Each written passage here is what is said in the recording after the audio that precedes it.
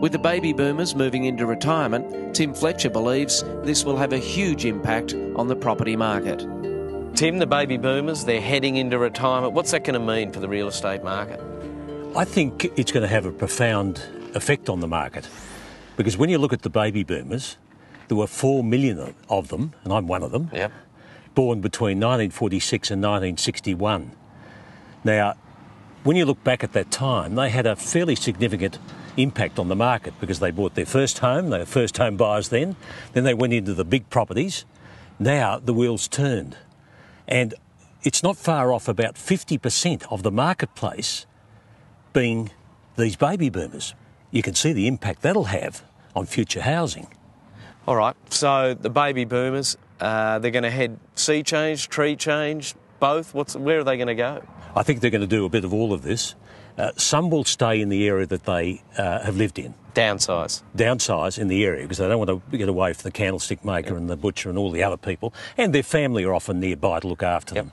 They're not on a whole going into retirement villages unless they really have to. They're wanting to be self-sufficient. There's that group. Then there's the other group that are actually living part of their lives where they were but downsizing, and the rest in places like we are here today on the Bellarine Peninsula, or alternatively on the Mornington Peninsula, because they're close to the capital city where they've grown up. That's not all of them, but it's most of them.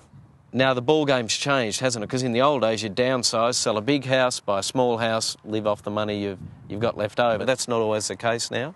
No, because the big house often gets the same sort of money as the smaller house. Now, you get a lot less bricks and mortar in the smaller house, but the point is there is a demand, I call it a utility, for that type of living. So they end up maybe with a few bob in their pocket, but not as much as they would expect. So those that are lucky enough to have some money left over are investing in investment properties because they see real estate as being a good investment. So there are a number of different types of baby boomers here. The ones that haven't made it and can't afford good housing, they're going to put pressure on public housing.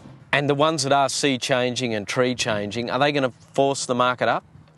I think yes, I think they will create a demand there. We're already seeing that happening, particularly areas close to, an hour and a half, an hour from Melbourne. When you get further afield, then there's some of the baby boomers doing it, but they're too far from their other base, if you like. Righto, Tim, you're a self-confessed baby boomer. What are you doing? Well, I decided I didn't want to push the Victor motor around all weekend, so I'm typical of those that have an apartment in Melbourne, and because of a business interest on the Bellarine, it suited me to have another apartment here. So, gardening doesn't become an issue for me. I don't want it. I haven't got time for it. My leisure interests are not in doing that sort of thing all weekend. I'm fairly typical of the baby boomer who wants to be in Melbourne some of the time and by the seaside the rest of the time. So I have my cake and eat it too, to be quite frank. Save me some of that cake. I'll be there in 20 years. I can't promise you 20 years.